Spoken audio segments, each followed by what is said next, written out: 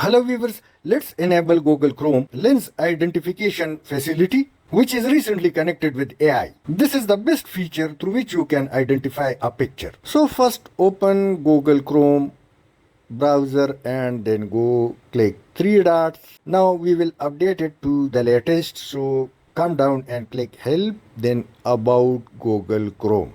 And after this interface appears, so my one is updated. You may update your own. Now let's go click search engine after updation. My search engine is already Google, so in case if you have a change search engine, so click change button and select Google and then set as a default. It's done now. So after this simply close the browser and now open Google Chrome again or Chrome browser. Now type CHROME //flags/ and it appears, so Chrome flag, click it and now type in the box lens overlay.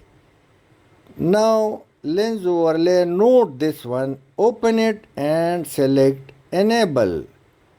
Now default has been changed into enable. Now click relaunch and it will restart. And after this I'll simply open Google Chrome and I'll ask Google to show me XYZ picture and it will identify.